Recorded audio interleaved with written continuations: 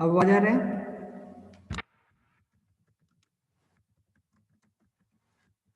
आवाज आ रहा है अब? ठीक है, चलो।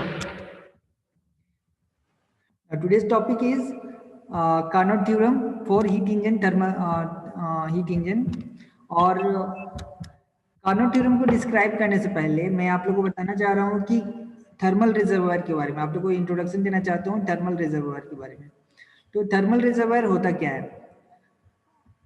ऐसा समझो कि एक ऐसा समुद्र, द ओशियन, एक ऐसा ओशियन जहां से हम लोग क्या करना है, हीट एक्सट्रैक्ट करना है। We have to extract the heat. ठीक है, एक ऐसा समुद्र या ओशियन, एक ऐसा ओशियन जहां से हम लोग हीट एक्सट्रैक्ट कर सकते हैं और या फिर हीट ऐड कर सकते हैं।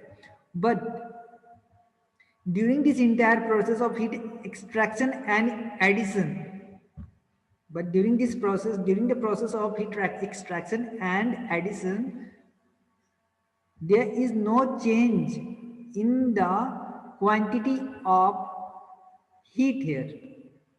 ठीक है, मतलब कोई फर्क नहीं पड़ता है कि एक अगर समुद्र से एक बाल्टी पानी निकाल लूं तो समुद्र में क्या फर्क पड़ता है? नहीं पड़ता है।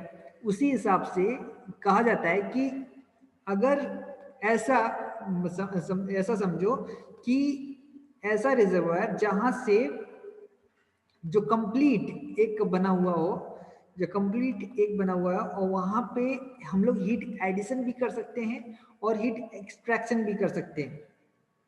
ठीक है, तो थर्मल रिजर्वायर, इसको नाम हम लोग दिए थर्मल रिजर्वायर। एक ऐसा रिजर्वायर, थर्मल रिजर्वायर एक ऐसा रिजर्वायर जहां पे हीट एक्सट्रैक्शन और हीट एडिशन, ठीक है,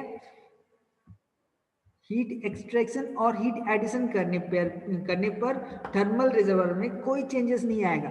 कोई चेंजेस नहीं आएगा, मतलब उसमें अगर हम इसमें अगर जितना भी, मतलब ऐसा समझ लो कि ये समुद्र है और ये समुद्र में से हम लोग को क्या करना है, हम लोग हीट एक्सट्रैक्ट करना है और हीट ऐड करना है। तो इसमें कोई चेंजेस नहीं आएगा, मतलब इसमें कोई फर्क नहीं पड़ रहा है। 1 लीटर बाल्टी में पानी डाले हो या फिर 1 लीटर बाल्टी से पानी निकाल लिए, तो यहाँ पे हम लोग एक्सट्रैक्ट भी कर सकते हैं। Numerous amount of enormous amount of heat can be added or enormous amount of heat can be subtracted from the thermal reservoir, but there is no effect. ठीक है, there is no changes in the thermal reservoir. ठीक है, तो ये हो गया, यहाँ पर ये बात आया थर्मल रिजर्वायर। नाउ अब कार्नोट थ्योरम को डिस्क्राइब करो। कार्नोट थ्योरम को डिस्क्राइब करते हैं तो यहाँ पे आते हैं ये थर्मल रिजर्वायर और एक और thermal reservoir 1 and thermal reservoir 2। अब बीच में है हीट इंजन, बीच में heat engine,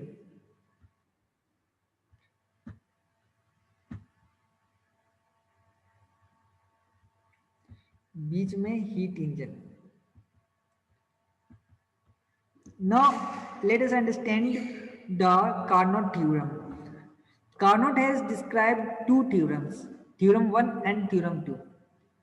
In the first theorem, the Carnot said that it is impossible to construct a heat engine which operates between two thermal reservoir 1 and thermal reservoir 2, and is more efficient than a reversible engine operating between the two thermal reservoir. मतलब अगर हम लोग heat engine, मान लो कि अगर हम लोग heat engine का बात करते हैं, हीट इंजन में क्या होता है, हम लोग हीट यहां से हीट लेंगे, ठीक है, इससे हीट क्या करेंगे, एक्सट्रैक्ट करेंगे। ठीक है, यहां से हम लोग क्या कर रहे हैं, हीट एक्सट्रैक्ट कर रहे हैं, यहां पे कर देते हैं एक्सट्रैक्ट कर रहे हैं।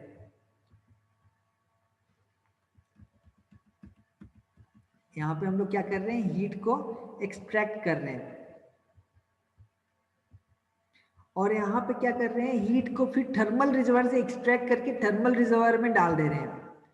ठीक है, बात समझे यहाँ पे कि हम लोग क्या कर रहे हैं, थर्मल रिजर्वायर से हीट एक्सट्रैक्ट कर रहे हैं और फिर थर्मल रिजर्वायर में हीट डाल दे रहे हैं. We are extracting the heat from the thermal reservoir 1 and we are adding the heat in the thermal reservoir 2. ठीक है, हीट एडिशन. और इस बीच में जो हीट इंजन जो वर्क कर रहा है, ठीक है, जो बीच में जो हीट इंजन वर्क कर रहा है उससे हम लोग क्या कर रहे हैं, हम लोग उससे वो हीट इंजन से वर्क ले रहे हैं. तो इन दोनों के बीच में क्या होगा कि हम लोग को एक एफिशिएंसी का पता चलेगा. एक बात आया एफिशिएंसी का, तो कहा गया ये थर्मल रिजर्वायर क्या कर रहा है, वर्क डन दे रहा है. तो यह कहा गया कि जब हम लोग इसका एफिशिएंसी निकालें तो इसका जो एफिशिएंसी है, efficiency of heat engine working in between the two thermal reservoir is more efficient. ठीक है, तो कहा जा रहा है कि ऐसा हम लोग बनाए इज मोर एफिशिएंट, तो ये गलत हो जाएगा बात. क्योंकि अगर हम लोग हीट एक्सट्रैक्ट करके ये थर्मल रिजर्वायर 1 से अगर हम लोग हीट निकाल रहे हैं और थर्मल रिजर्वायर 2 में हम लोग डाल रहे हैं और फिर एक ऐसा बात करते हैं, रिवर्सिबल इंजन का बात करते हैं, ये रिवर्सिबल इंजन का बात करते हैं, रिवर्सिबल इंजन में भी जाते हैं और इसको भी कंसिडर करते हैं. ठीक है, तो रिवर्सिबल इंजन में क्या है, आप लोगों में मैंने बताया था रिवर्सिबल इंजन में क्या है कि रिवर्सिबल इंजन में वर्क जब कम करते हैं, ये भी थर्मल रिजर्व 1 और थर्मल रिजर्व 2 के बीच में काम कर रहा हो, TR1 and TR2, thermal reservoir 1 and thermal reservoir 2 के बीच में काम कर रहा हो. तो यहाँ पर क्या हो रहा है कि जब रिवर्सिबल इंजन क्या है कि हम लोग डायरेक्शन रिवर्स भी कर सकते हैं, हम लोग डायरेक्शन रिवर्स भी कर सकते हैं. मतलब जिस पाथ से हम लोग आगे बढ़े उसी पाथ से हम लोग वापस भी जा सकते हैं. इरिवर्सिबल प्रोसेस क्या हुआ, अगर हम लोग जिस पाथ से आगे बढ़े तो वापस होने का कोई चांसेस नहीं रहता है.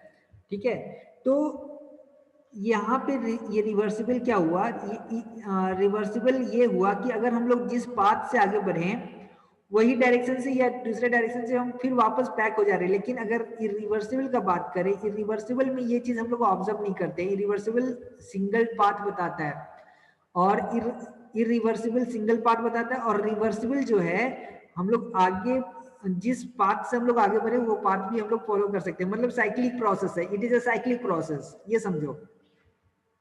तो रिवर्सिबल इंजन में ये साइक्लिक प्रोसेस कहा गया कि ये कंप्लीट साइक्लिक प्रोसेस है. अब जब कंप्लीट साइक्लिक प्रोसेस हुआ तो ये कहा गया कि कंप्लीट साइक्लिक प्रोसेस जो है ये मोर एफिशिएंट है then compare to the heat engine. ये रिवर्सिबल इंजन के बारे में बात कहा गया. तो बोला गया कि ये जो ये रिवर्सिबल इंजन है ये more efficient then the heat engine है. तो मोर एफिशिएंट ये कहाँ किस वे से कहना चाह रहा है, ये मोर एफिशिएंट किस तरीके से कहना चाह रहा है, वो इस तरीके से कहना चाह रहा है कि जब हम लोग हीट एक्सट्रैक्ट किए, यहाँ पे हम लोग क्या किए, हीट एक्सट्रैक्ट किए हैं. ठीक है, यहाँ पे हम लोग क्या किए हैं, हीट एक्सट्रैक्ट किए हैं. और यहाँ पे हम लोग क्या किए, हीट रिजेक्ट किए हैं. यहाँ पे हम लोग हीट एक्सट्रैक्ट करके यहाँ पे हम लोग क्या किए, हीट रिजेक्ट किए हैं. हीट एक्सट्रैक्ट कहो, और दूसरी जगह हम लोग क्या किए, हीट रिजेक्ट किए हैं. Heat extract and heat reject. ठीक है, heat extract and heat reject. जब लोग बात करते हैं heat extract and then heat reject, जब लोग बात करते हैं heat extraction and heat rejection का, तो इन दो प्रोसेस में हमारे पास आता है कि थर्मल, जब हम लोग हीट इंजन और रिवर्सिबल इंजन की बात करते हैं, तो हीट इंजन में क्या हुआ, जब हम लोग हीट एक्सट्रैक्ट किए हैं with from thermal reservoir 1, thermal reservoir क्या हुआ, एक समुद्र, ऐसा समुद्र जहां से अगर हम लोग थोड़ा सा भी अगर मास या ज्यादा से ज्यादा हीट एक्सट्रैक्ट भी करते हैं, ठीक है, हीट एक्सट्रैक्ट भी करते हैं तो कोई फर्क नहीं पड़ता, या हीट एडिशन भी करते हैं तो थर्मल रिजर्वायर को कोई फर्क नहीं पड़ता है. ठीक है, there is no changes in the thermal reservoir. तो ऐसा समुद्र जहां पे कोई चेंजेस ना दिखाई दे, मतलब इसमें infinite number of heat sources हो, infinite number of heat sources हो. या फिर एक इन्फिनाइट सोर्स ऑफ एनर्जी हो, तो इन्फिनाइट सोर्स ऑफ एनर्जी से अगर हम लोग हीट एक्सट्रैक्ट करते हैं और इन्फिनाइट सोर्स ऑफ एनर्जी को हम हीट एडिशन देते हैं, तो वहां पे ही इन्फिनाइट नंबर में तो कुछ असर नहीं पड़ेगा। तो उसी प्रकार अगर रिवर्सिबल इंजन का बात करें, तो रिवर्सिबल इंजन एक साइक्लिक प्रोसेस है, इसमें हम लोग को वर्क डन भी मिल रहा है और वर्क डन दे भी रहे हैं। तो ये क्या हुआ कि इस प्रोसेस में हम लोग क्या किए कि हीट एक्सट्रैक्ट भी किए, हीट रिजेक्ट भी किए, तो ये कंप्लीट प्रोसेस चलता जाएगा। थर्मल रिजर्वर 1 और थर्मल रिजर्वर 2 बराबर ही होगा, 1 इज नॉट ग्रेटर देन 2, ऐसा तो हम लोग नहीं कर सकते कि infinity 1 is greater than infinity 2। हम लोग तो ऐसा नहीं बोल सकते कि infinity 1 is always greater than infinity 2। तो हम लोग को क्या पता है, इन्फिनिटी पता है कि इन्फिनिटी है क्या। इन्फिनिटी तो ऐसा चीज है जो डिफाइंड हुआ ही नहीं है। इन्फिनिटी जो डिफाइंड हुआ ही नहीं है, वो तो इन्फिनाइट है। तो इन्फिनिटी को हम लोग नहीं कह सकते कि infinity 1 is always greater than infinity 2, ठीक है। तो उसी तरीके से हम लोग यहाँ नहीं कह सकते कि thermal reservoir 1 is always greater than the thermal reservoir 2। ये हम कहें तो यहाँ पर गलत होगा। If we are discussing that thermal reservoir 1 is greater than thermal reservoir 2, then it will be wrong, totally wrong. या thermal reservoir 1 is less than thermal reservoir 2, then it is completely totally wrong. Because thermal reservoir को हम लोग compare नहीं कर सकते, बस एक ही चीज से कंपेयर कर सकते हैं कि वो थर्मल रिजर्वायर 1 है, ठीक है, वो थर्मल रिजर्वायर है। तो यहां पे बात आया। Now when discussing about the Carnot theorem based on these two processes, when discussing about the Carnot theorem based on these two processes, we are getting the thermal reservoir 1 and thermal reservoir 2, heat engine operating between these two thermal reservoirs, and also reversible engine is operating in this between these two thermal reservoirs. Now Carnot theorem 1 के according, as per the Carnot theorem 1, as per the Carnot theorem 1, जब हम लोग Carnot theorem 1 के जाते हैं, Carnot theorem 1 के ऊपर हम लोग कंसिडर करते हैं बात, जब हम लोग इसके ऊपर आता है, तो कार्नोट थ्योरम 1 के अकॉर्डिंगली बात क्या हुआ कि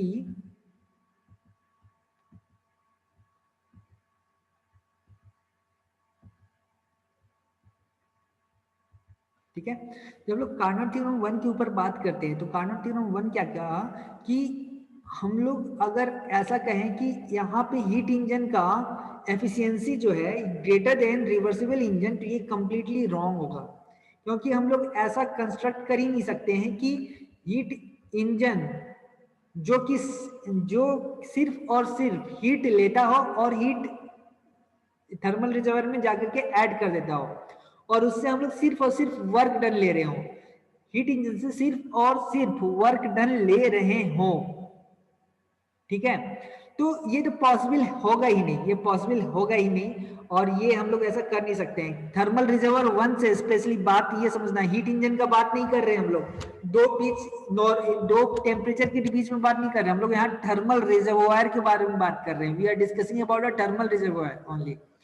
When we extract the heat from thermal reservoir 1 and added the heat to the thermal reservoir 2, तब क्या होता है कि वहां से हम लोग क्या कर रहे हैं, वर्क डन ले रहे हैं। तो ऐसा हो सकता है कि सूरज से, सपोज करो कि sun is a thermal reservoir, suppose करो कि assume that the sun is a thermal reservoir, now we are extracting the heat from the sun and adding the heat to the sun.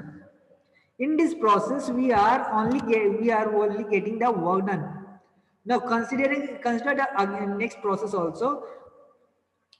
Consider the sun as the thermal reservoir. Now thermal reservoir 1, when we are extracting the heat from the thermal reservoir, when we are extracting the heat, then it becomes a thermal reservoir 1. And during a reversible engine process में reversible cycle उस वक्त क्या होगा, reversible cycle process होगा। Reversible cycle process में हम लोग observe करेंगे कि जब हम लोग एक्सट्रैक्ट कर रहे हो और फिर रिजेक्ट कर रहे हो, तो उस प्रोसेस में हम लोग वर्क डन मिल रहा हो। फिर ये साइक्लिक प्रोसेस में जब हम लोग वापस जा रहे हो, तो हम लोग क्या कर रहे हो कि ये प्रोसेस में हम लोग फिर वर्क डन ले रहे हो। तो ये सारा प्रोसेस साइक्लिक प्रोसेस में आ गया, जिसमें अब कुछ ना कुछ लॉसेस भी आ गया। तो अब कहा गया कि ये वाला बात तो इम्पॉसिबल कहा गया, ये वाला बात तो इम्पॉसिबल कहा गया। दूसरी बात के अकॉर्डिंगली अगर कहा जाए तो उसमें कहा गया कि थर्मल रिजर्वायर 1 अगर बात करें तो रिवर्सिबल इंजन का एफिशिएंसी जो होता है, efficiency of reversible engine is more efficient then the efficiency of heat engine. ठीक है, एफिशिएंसी ऑफ हीट इंजन। तो यहां पे ये कह रहे हैं कि it is possible but it is not possible, it is not possible efficiency of, ठीक है, इज मोर एफिशिएंट कहा गया है।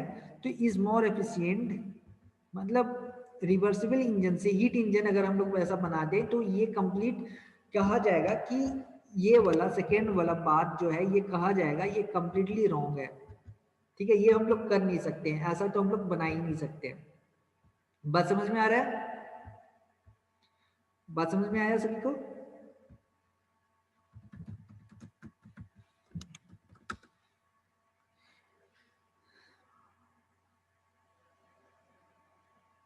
ठीक है, बात समझ में आया। तो अब कार्नोट थ्योरम क्या किए कि कार्नोट जो है एक और सेकंड थ्योरम अपना दिए, साथ साथ एक सेकंड थ्योरम दिए कि ठीक है, पहला थ्योरम में बोले कि हीट इंजन तो वैसा हम लोग बना नहीं सकते हैं, हीट इंजन ऐसा हम लोग बना नहीं सकते हैं, लेकिन रिवर्सिबल इंजन तो ऐसा बना सकते हैं। एक रिवर्सिबल इंजन जो थर्मल रिजर्वायर के बीच में काम करे उसमें हम वर्क डन दें, और एक ऐसा ही इंजन जिसमें हम लोग दो थर्मल रिजर्वायर के बीच में काम करें और वर्क डन लें। तो ऐसा तो हम लोग बना सकते हैं। और इस बीच में क्या होगा कि जितना भी हम लोग बनाएंगे, जितना भी हीट इंजन, अगर हम लोग हीट इंजन को रिवर्सिबल इंजन में अगर हम लोग कंसिडर करते हैं, हीट इंजन को रिवर्सिबल साइक्लिक प्रोसेस में अगर हम इसको कंसिडर करते हैं, अगर हम इसको रिवर्सिबल साइक्लिक प्रोसेस में अगर हम कहते हैं कि ये रिवर्सिबल है, अगर ये हीट इंजन को ही कहते हैं कि this one is the reversible cyclic process, heat engine को क्या किए कि इसको रिवर्सिबल साइक्लिक प्रोसेस में हीट इंजन हम लोग एज्यूम किए। What we are assuming, we are assuming that if we construct the heat engine as per the reversible cycle engine, अगर हम लोग रिवर्सिबल साइकिल इंजन के अनुसार हीट इंजन को बनाते हैं तो जब बनाएंगे, बनाने के बाद जितना भी हीट इंजन हो जाए, जितना भी रिवर्सिबल हीट इंजन हो जाए, heat engine 1 reversible heat engine, ठीक है, हीट इंजन 2 ये रिवर्सिबल का बात हो रहा है, अब रिवर्सिबल की बात हो रही है यहाँ पे। तो हीट इंजन 3 जितना भी हम लोग बनाएंगे, हीट इंजन 4 जितना भी हम लोग रिवर्सिबल साइक्लिक रिवर्सिबल इंजन यहाँ पे बनाएंगे, जितना भी वो दो टेम्परेचर के बीच में काम करेगा, दो टेम्परेचर के बीच में काम करेगा जिससे हम लोग वर्क डन भी ले सकेंगे।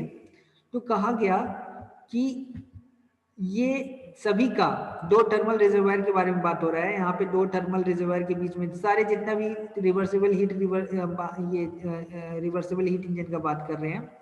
तो ये क्या कर रहा है, ये दो थर्मल रिजर्वायर के बीच में काम कर रही है, दो थर्मल रिजर्वायर के बीच में काम कर रही है, ये भी दो थर्मल रिजर्वायर के बीच में काम कर रही है। हीट इंजन 3 भी दो थर्मल रिजर्वायर के बीच में काम कर रही है, TR1 TR2 दो थर्मल रिजर्वायर के बीच में, ये भी दो थर्मल रिजर्वायर के बीच में काम कर रही है। इससे सबसे हम लोग वर्क डन ले रहे हैं, इससे भी वर्क डन ले रहे हैं और इससे भी वर्क डन ले रहे हैं। ठीक है, सबसे हम लोग क्या कर रहे हैं, वर्क डन ले रहे हैं, इससे भी हम लोग क्या कर रहे हैं, वर्क डन ले रहे हैं।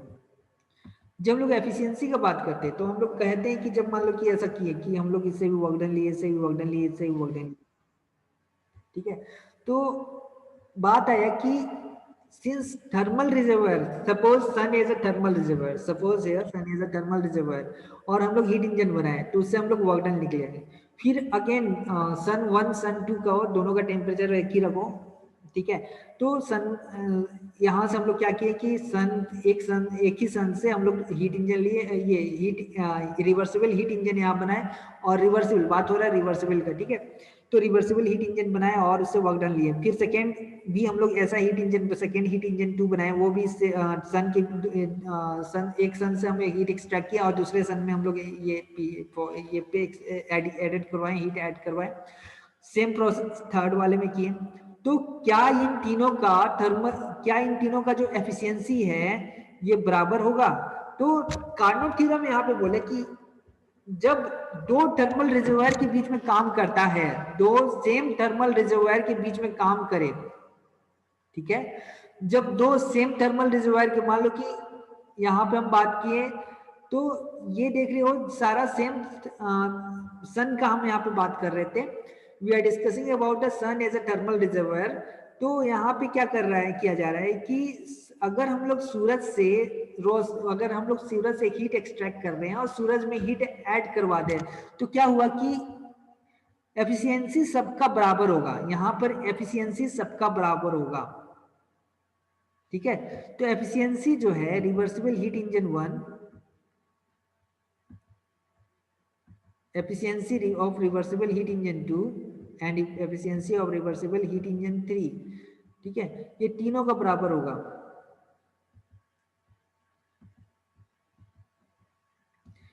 तो ये एक सेकेंड थ्योरम दी है।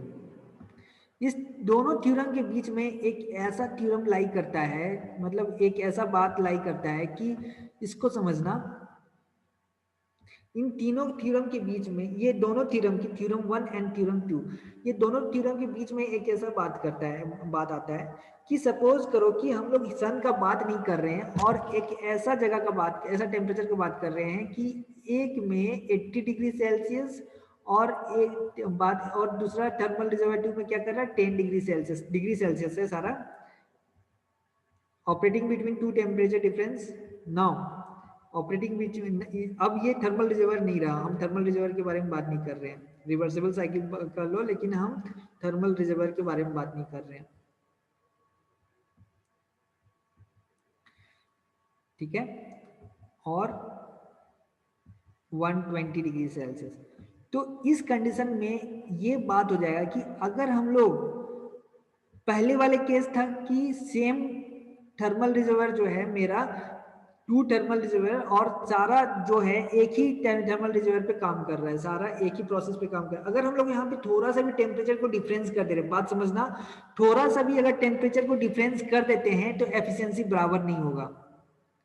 तो ये कहा गया कि एफिशिएंसी को बराबर होने के लिए ऑल रिवर्सिबल हीट इंजन्स, ठीक है, यहाँ पे एफिशिएंसी को सेम थर्मल एफिशिएंसी होने के लिए हम लोग को क्या चाहिए, सेम थर्मल रिजर्वायर होना चाहिए। अदरवाइज सेम थर्मल रिजर्वायर नहीं हुआ तो यहाँ पे आप लोग देख रहे हो ये अलग अलग टेम्परेचर डिफरेंस आप लोग देख रहे हो, तो एफिशिएंसी बराबर नहीं होगा।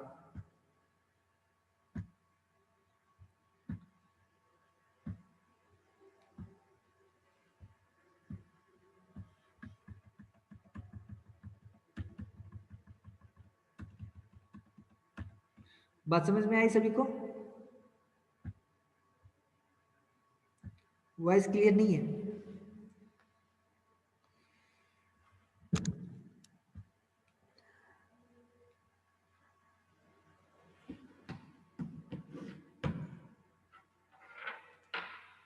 आवाज आ रही है सभी को? आवाज पहुंच पा रही है मेरी? नहीं पहुंच पा रहा, नॉट प्रॉपरली।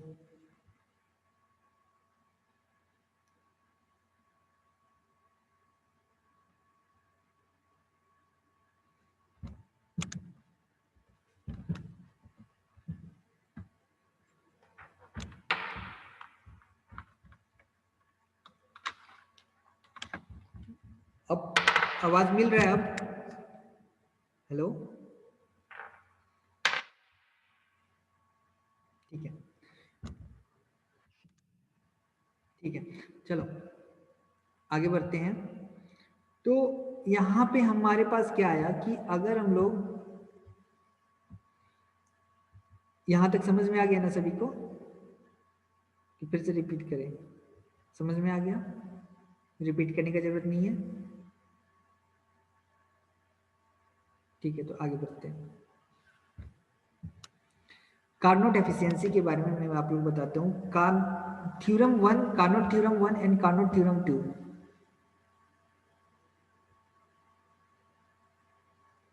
मैंने तो सभी को म्यूट कर दिया हूँ।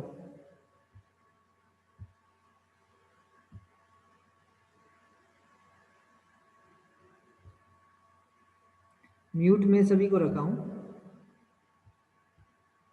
कुछ बोलना है? यस बताओ।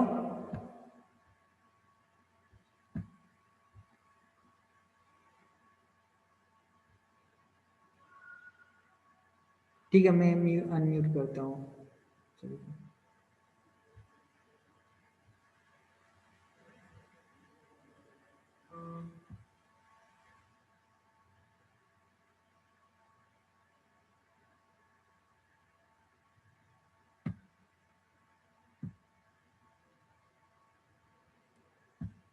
तो अनम्यूट करके देखो, ठीक है? चलो No sir, it's okay, चलो। Okay sir.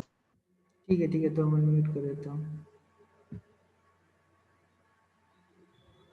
एक्चुअली डिस्टरबेंस ना हो इसलिए मैं ये किया था। ठीक है, तो कार्नोट एफिशिएंसी के बारे में जब बात करता हूँ, कार्नोट एफिशिएंसी में आता हूँ, तो कार्नोट एफिशिएंसी क्या कहता है कि the Carnot efficiencies are efficiencies of completely reversible cycle. हम लोग जब बात करते हैं तो यहाँ पे हम लोग बात किए थे what we are discussing Carnot theorem 1 and Carnot theorem 2। In Carnot theorem 1 and Carnot theorem 2 we are discussing about the reversible engine. ठीक है, we are discussing about the reversible engine. Even in the Carnot theorem 2 we are discussing about the reversible heat engine. तो Carnot theorem जो है, Carnot efficiencies जो है वो work कर रहा है कहाँ पे? रिवर्सिबल साइकिल, ठीक है, रिवर्सिबल साइकिल प्रोसेस के ऊपर डिपेंड कर रहा है। अब यहाँ आया बात की, याद रखना हमेशा कार्नोट थ्योरम किसके ऊपर वर्क कर रहा है Carnot theorem reversible cyclic process के ऊपर, रिवर्सिबल सिस्टम साइक्लिक सिस्टम्स के ऊपर बात कर रहा है, इरिवर्सिबल प्रोसेस के ऊपर बात नहीं कर रहा है। किसके ऊपर बात कर रहा है? वो बात कर रही है, कार्नोट थ्योरम बात कर रहा है रिवर्सिबल साइकिल प्रोसेस के ऊपर बात कर रहा है। तो रिवर्सिबल साइकिल प्रोसेस में हम लोग जब जाते हैं, मान लो कार्नोट एफिशिएंसीज में आते हैं, तो हम लोग को मिलता है रिवर्सिबल। पहला पॉइंट आया रिवर्सिबल, ठीक है? तो Carnot efficiencies are the efficiencies of completely reversible engines, cycle of reversible cycles. ठीक है, कार्नोट एफिशिएंसी किसके ऊपर डिपेंड करता है? डिपेंड किसके ऊपर करता है? रिवर्सिबल इंजन्स के ऊपर डिपेंड करता है। तो जो रिवर्सिबल साइकिल प्रोसेस में काम कर रहा होता है, ठीक है, किसमें किसके ऊपर काम कर रहा होता है? वो रिवर्सिबल साइकिल के ऊपर, रिवर्सिबल साइक्लिक प्रोसेस के ऊपर काम कर रहा होता है, रिवर्सिबल साइक्लिक प्रोसेस के ऊपर काम कर रहा होता है।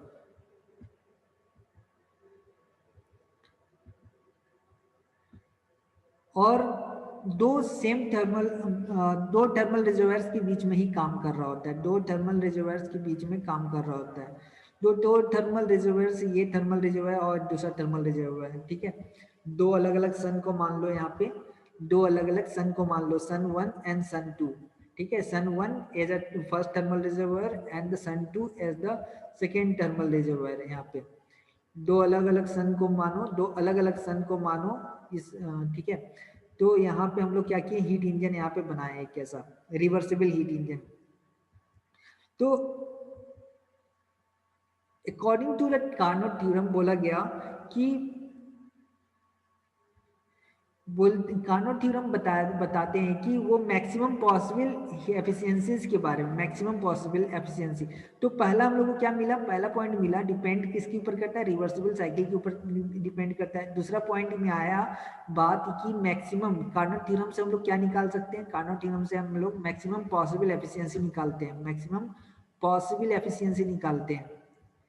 तो मैक्सिमम पॉसिबल एफिशिएंसी मतलब जितना से जितना हो सके। कहा जाता है कि Carnot theorem is Carnot cycle is a hypothetical cycle. याद रखना, कहा जाता है कि Carnot theorem is a hypothetical cycle, क्योंकि बहुत ही अच्छा एफिशिएंसी, आज तक कोई ऐसा मशीन बन जाए जो जिसका एफिशिएंसी एकदम बहुत ही बेस्ट हो जाए, 97%, 99%, ऐसा 99.99%, तो ऐसा किसी का कोई भी मशीन का एफिशिएंसी हो सकता है। तो कार्नोट थ्योरम को जब एफिशिएंसी निकालने जाओगे तो उसको पता चलता है कि कार्नोट का जो एफिशिएंसी है वो मोर एफिशिएंट मिलता है। वो जस्ट बेसिक में जब लोग कभी भी काम करते हैं, कभी भी मशीन्स बनाते हैं, या फिर आगे का हम लोग डिस्कशन करते हैं कि कोई भी अगर मान लो नॉर्मल एक कंप्यूटर ही बनाते हैं, कंप्यूटर का अगर हम लोग उसमें हैंडल करते हैं, तो कंप्यूटर में कंप्यूटर को भी कूल होने के लिए एक सोर्स का जरूरत पड़ता है, तो हर एक चीज में हम लोग टेम्परेचर डिफरेंस देखते हैं कि अगर मेरा कंप्यूटर कूल ना हुआ तो मेरा कंप्यूटर का पूरा का पूरा बैठ जाएगा, कंप्यूटर पूरा का पूरा बैठ जाएगा। लैपटॉप को भी इवन कूल होने के लिए चाहिए रहता है, व्हीकल्स को तो चाहिए ही चाहिए रहता है। तो यहाँ पे आता है कि अगर हम लोग ये जो कूलेंट प्रॉपर्टीज है उसको हम लोग मोर एफिशिएंट कर दें तो क्या होता है, तो मैक्सिमम पॉसिबल एफिशिएंसी हम लोग उससे ले सकते हैं। तो कार्नोट थ्योरम जो है वो सजेस्ट किया है, कार्नोट थ्योरम जो एक तरह का सजेशन है कि हम लोग कार्नोट थ्योरम से वो मैक्सिमम पॉसिबल एफिशिएंसी ले सकते हैं, मैक्सिमम पॉसिबल एफिशिएंसी ले सकते हैं। अब कार्नोट थ्योरम को समझने के लिए, कार्नोट थ्योरम को समझने के लिए ये ऐसे समझो कि हमारे पास दो थर्मल रिजर्वर है, एक हॉट थर्मल रिजर्वर है, एक कोल्ड थर्मल रिजर्वर है। एक बहुत ही गर्म थर्मल रिजर्वर है जिसको कहो हॉट, और एक बहुत ही ठंडा थर्मल रिजर्वर है जिसको कहो कोल्ड। इन दोनों के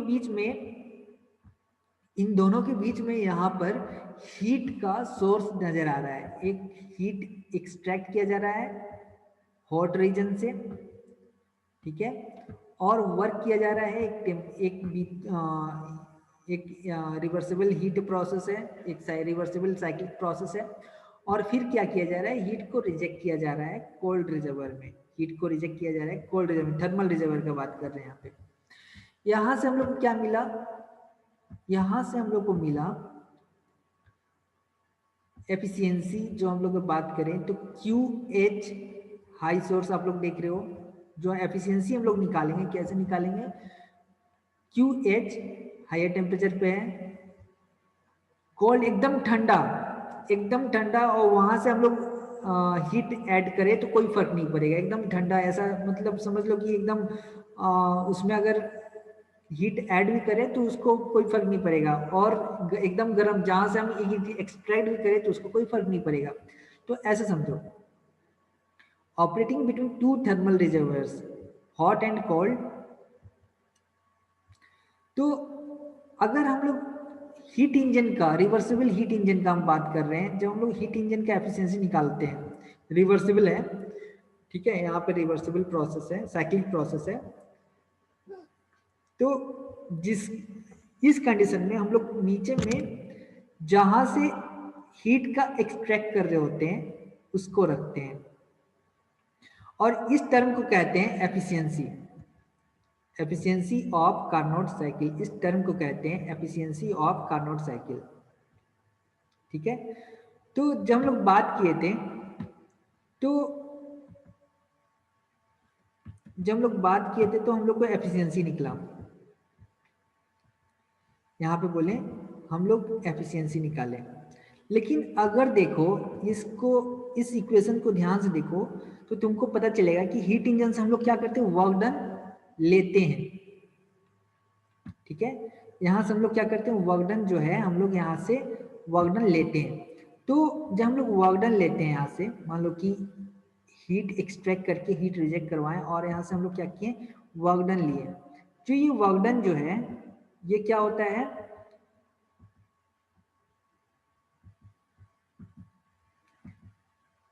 QH माइनस QC। अब इस चीज को समझना, QH माइनस QC जो है, इस टर्म को समझना कि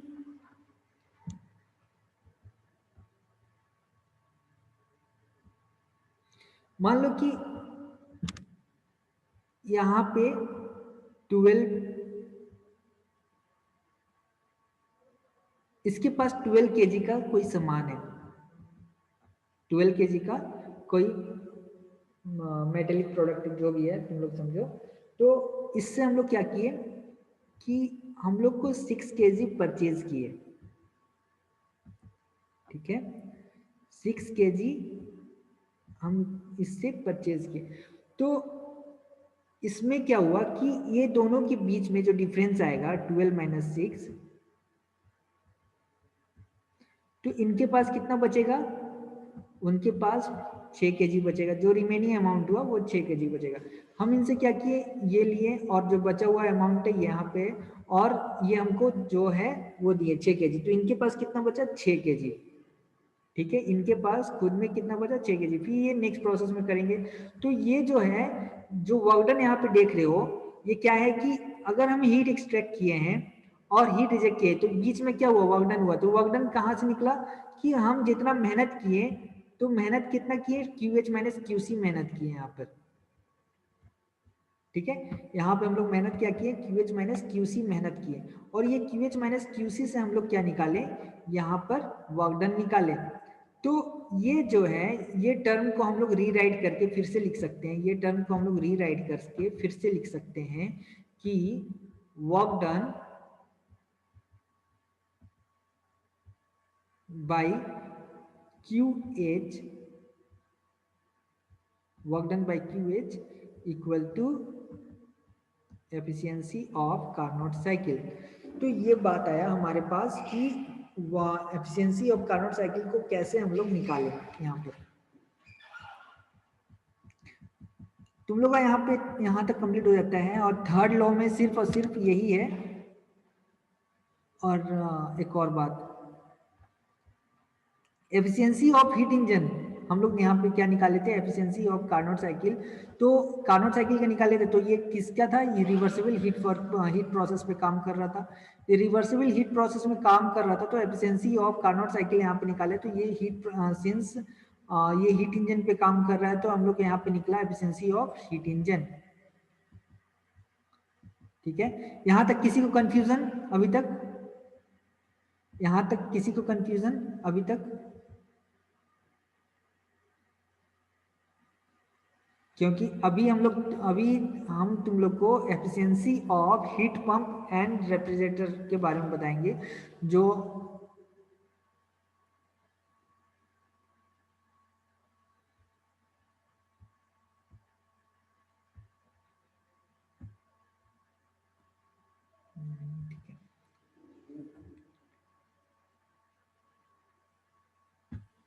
ठीक है, चलो।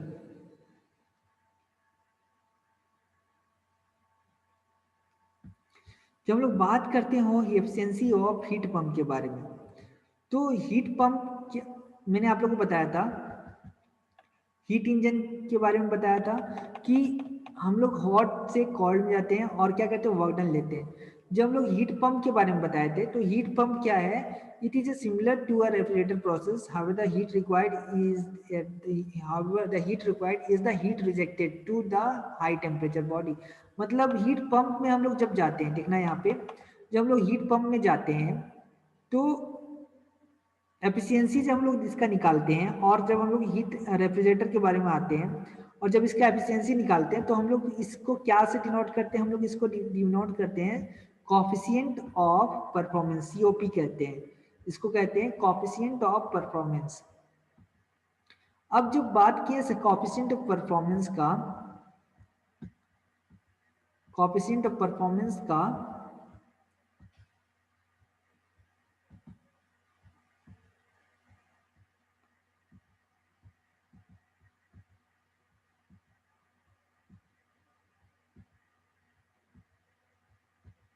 जब हम लोग बात कर रहे होते हैं कोफिशिएंट ऑफ परफॉर्मेंस का, तो हमारे पास एक और बात आता है कि ये जो टर्म है एफिशिएंसी ऑफ रेफ्रिजरेटर और एफिशिएंसी ऑफ हीट पंप, ये दोनों जो है कोफिशिएंट ऑफ परफॉर्मेंस से दर्शाया जाता है।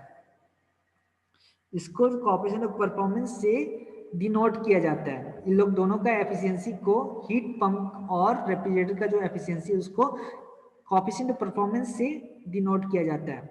अब जब कोफिशिएंट ऑफ परफॉर्मेंस के बारे में आते हैं, तो कोफिशिएंट जब हम लोग बात कर रहे होते हैं कि रेफ्रिजरेटर का, तो रेफ्रिजरेटर कहाँ से वर्क करता है, रेफ्रिजरेटर कोल्ड टेम्परेचर से लेकर हॉट टेम्परेचर में से एक्सट्रैक्ट करता है और कोल्ड टेम्परेचर में देता है। तो इस ड्यूरेशन में टेम्परेचर कोल्ड बना करके रखता है, तो हम लोग इसमें वर्क डन करवाते हैं, ताकि टेम्परेचर जो है, कोल्ड टेम्परेचर बंधा रह पाए। मतलब कोल्ड टेम्परेचर उसमें, रेफ्रिजरेटर में क्या है कि बाहर का जो एटमॉस्फेरिक टेम्परेचर है वो ज़्यादा रहता है, और inside the body of the refrigerator जो टेम्परेचर रहता है वो कम रहता है। तो हम लोग को क्या करना रहता है, इसको कंटिन्यू रखने के लिए, कंटिन्यू ठंडा रखने के लिए हम लोग क्या करेंगे, उसके ऊपर वर्क करेंगे कंटिन्यू ठंडा रखने के लिए। ये रेफ्रिजरेटर का बात कर रहे हैं हम।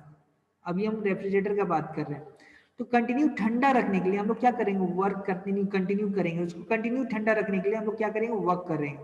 तो हम लोग को क्या चाहिए, ये चाहिए, ठीक है। हम लोग को कंटिन्यू जो ठंडा रखने के लिए जो वर्क करेंगे, तो हम लोग क्या चाहिए, हम लोग को ये चाहिए। तो यहाँ पर क्या हो रहा है कि QC जो है रेफ्रिजरेटर के केस में, और COP जब निकालेंगे तो QC जो है नीचे रहेगा, और सिंस हम लोग हाई टेम्परेचर से लो टेम्परेचर में काम कर रहे हैं, तो QH माइनस QC रहेगा, और ये COP इससे हम लोग निकालते हैं, ये हो गया COP ऑफ रेफ्रिजरेटर, ठीक है। तो इस केस में क्या हो रहा है कि ये जो वर्क डन जो हम लोग कर रहे हैं, यहाँ पे जो वर्क डन क्या कर रहे हैं, हम लोग रेफ्रिजरेटर के ऊपर वर्क कर रहे हैं। हीट इंजन में क्या कर रहे हैं, हीट इंजन में रेफ्रिजरेटर सॉरी हीट इंजन से हम लोग वर्क निकाल रहे हैं। हीट इंजन में क्या कर रहे थे, वर्क निकाल रहे थे, लेकिन रेफ्रिजरेटर में हम लोग क्या कर रहे हैं, वर्क डन कर रहे हैं। उसमें हम लोग क्या कर रहे हैं, वर्क को इम्पोज कर रहे हैं, मतलब कंटिन्यूअस हमको कोल्ड रखना है, कंटिन्यूअस हमको ठंडा रखना है। तो इस कंडीशन में हम लोग क्या किए थे, इस कंडीशन में QC बाई W साइकिल हम लोग करेंगे। W साइकिल क्या हुआ, जिस हिसाब से हम एक्सप्लेन किए थे कि जिस हिसाब से हम एक्सप्लेन किए थे work done equal to QH minus QC, इससे हम लोग वर्क ले रहे थे, वर्क लेने में ये दोनों डिफरेंस हुआ था।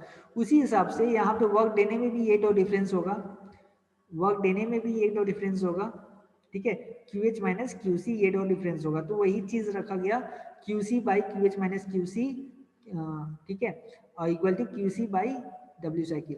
तो ध्यान देना कि हीट इंजन के केस में, हीट इंजन के केस में हम लोग क्या करना था, हम लोग को करना था कि हम लोग वर्क डन ले रहे थे, ठीक है, वर्क डन ले रहे थे, और इस केस में जो टेम्परेचर डिफरेंस के थ्रू हम लोग वर्क डन ले रहे थे।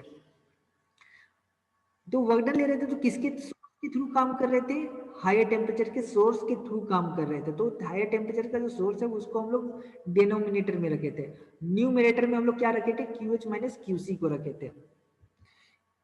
रेफ्रिजरेटर के केस में हम लोग क्या किए हैं कि हम लोग को ये चाहिए, कंटिन्यूअस ये चाहिए, ये टेम्परेचर मेंटेन करना है। तो हम लोग क्या कर रहे हैं, QC को ऊपर रख रहे हैं, ठीक है। ये जस्ट रिवर्स हो जाता है एफिशिएंसी ऑफ हीट इंजन का, तो is the reverse reciprocal of the coefficient of performance. याद रखना, coefficient of performance of heat engine और पंप, जो भी heat engine sorry heat pump और रेफ्रिजरेटर, ये होगा, दोनों का होगा।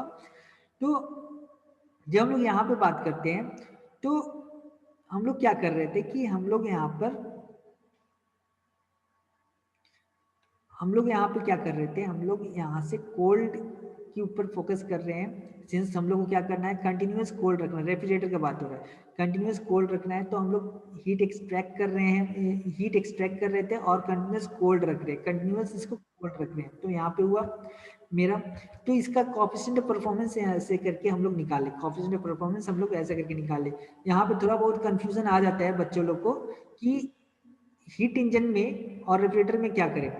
तो जब हम लोग बात करते हैं रेफ्रिजरेटर का, तो बात आता है हीट इंजन। याद रखना, तुम लोग को याद हो जाएगा, बहुत आसानी से याद हो जाएगा। हीट इंजन और हीट पंप जो है एक दूसरे का रेसिप्रोकल होता है, और हीट पंप में आप लोग बस यहाँ पे जो QC देख रहे हो, हीट पंप में आप लोग QH देखोगे, ठीक है। हीट पंप में आप लोग QH देखोगे, ये समझ लो कि यहाँ पे बच्चों लोग का बहुत ही कंफ्यूजन होगा। तो इतना याद रखना कि हीट इंजन में जो आप लोग यहाँ पे QC देखते हो, सॉरी रुको आप लोग को बताता हूँ, बहुत आसान है ये समझना।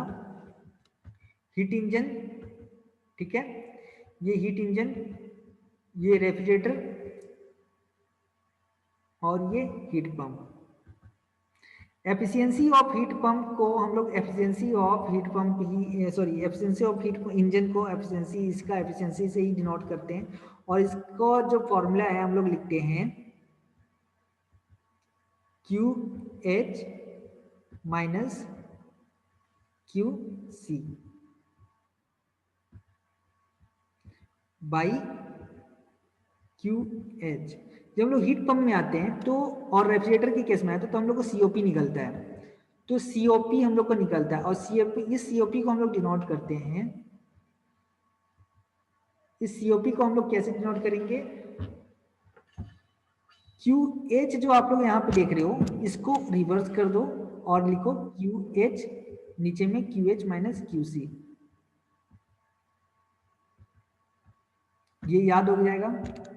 जब ये दोनों याद हो जाएगा तो आपको ये भी याद हो जाएगा कि रेफ्रिजरेटर को कैसे लिखना है। रेफ्रिजरेटर के केस में हम लोग कंटिन्यूस ठंडा मतलब कंटिन्यूस कोल्ड रखते हैं, तो कंटिन्यूस कोल्ड रखते हैं तो क्यूसी को ऊपर रखेंगे, और ये दोनों का जो वर्क डन है, वर्क डन ले दे करके हम लोग कंट्रोल कंटिन्यूस ठंडा कर रहे हैं, तो क्या हुआ कि क्यूसी को हमेशा ऊपर रखेंगे और नीचे क्यू एच माइनस क्यूसी, ये इसको भी हम लोग सीओपी से डिवाइड इसको डिनोट करते हैं। अब ध्यान देना कि हीट पंप में क्या करते हैं, हीट हम लोग कंटिन्यूस, जो मैंने बताया था आप लोगों को शुरुआत में कभी, कि ब्लोअर का जो इस्तेमाल करते हैं, ब्लोअर जो वो क्या करता है कंटिन्यूस ठंड के समय में सराउंडिंग्स को वो हीट करके रखता है। और रेफ्रिजरेटर के केस में क्या है कि गर्म ये समर के सीजन हुआ या तो कोई भी सीजन हुआ, वो कंटिन्यूस ठंडा करने में काम आता है। हीट पंप कंटिन्यूस गर्म करने में काम आता है, और रेफ्रिजरेटर जो है कंटिन्यूस ठंड करने में काम आता है। एसी हो गया या फिर रेफ्रिजरेटर हो गया, जो भी है, और दोनों का कोएफिशिएंट ऑफ परफॉर्मेंस के ऊपर डिपेंड, जो एफिशिएंसी है वो कोएफिशिएंट ऑफ परफॉर्मेंस के ऊपर डिपेंड करता है। हीट इंजन जो है, हीट इंजन का जो एफिशिएंसी है वो reciprocal of the heat pump होगा, ठीक है। और जब आप लोग हीट पंप का जब आप लोग इसका खाली आप लोग याद रखो, इसको रेसिप्रोकल कर देना, ये आप लोग को याद हो जाएगा। और जब आप लोग को पता चल जाएगा कि हीट पंप में क्यूएच जो है वो हमेशा ऊपर रहेगा, और रेफ्रिजरेटर के केस में क्या है, हम लोग कंटिन्यूस ठंडा करते हैं तो ये क्यूसी जो है ऊपर रहेगा। बस इतना याद रख लो, आप लोग को याद रहेगा, हमेशा याद रहेगा। कभी कभी टेम्परेचर लिखता है, ऊपर में टेम्परेचर रखता है, ठीक है। तो कभी कभी यहाँ पे टेम्परेचर लिखेगा, तो आप लोग कंफ्यूज मत रहना, T C by T H minus T C भी लिख सकते हैं इसको। और इवन जो जितना भी आप लोग यहाँ पे देख रहे हो टी एच से डिनोट कर सकते, क्यू एच को टी एच से भी डिनोट कर सकते हैं कि वहां पे अगर टेम्परेचर डिफरेंस हुआ तो, अगर हीट डिफरेंस हुआ, हीट ट्रांसफर का डिफरेंस हुआ तो आप लोग हीट से डिनोट करना, अगर टेम्परेचर डिफरेंस हुआ तो टेम्परेचर डिफरेंस से आप लोग यहाँ पे लिखना। यहां तक हो गया। और 2 पॉइंट आप लोग का बचा हुआ था, एक क्लोज सिस्टम और एक ओपन सिस्टम, और आप लोग का थर्मोडायनेमिक्स लॉ का पूरा पार्ट मॉड्यूल 1 कंप्लीट हो रहा है। और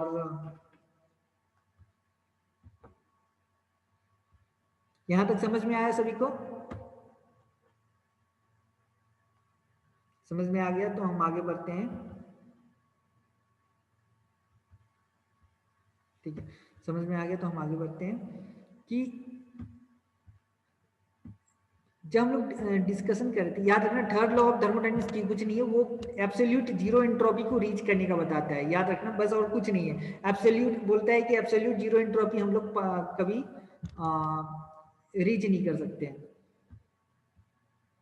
और कुछ नहीं है उसमें, कुछ ज्यादा ये में नहीं है। आप लोग इसको देखो कि जब हम लोग क्लोज सिस्टम और ओपन सिस्टम के बारे में आए, तो फर्स्ट लॉ ऑफ थर्मोडायनेमिक्स क्या था कि हीट कैन नॉट बी, मतलब energy can neither created not be destroyed but it can change from one form to another. Energy can neither created but not be destroyed but it changes from one form to another. मैंने आप लोगों को बताया था, it changes from one form to another.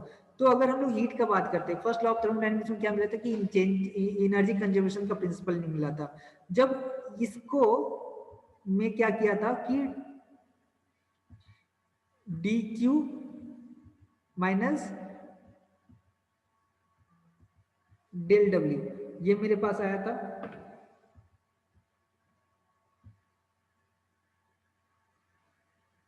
Okay okay okay okay, ठीक है।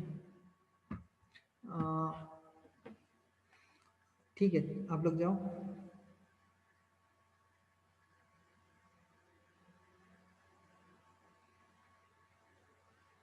Attendance डाल देना, अटेंडेंस डाल देना।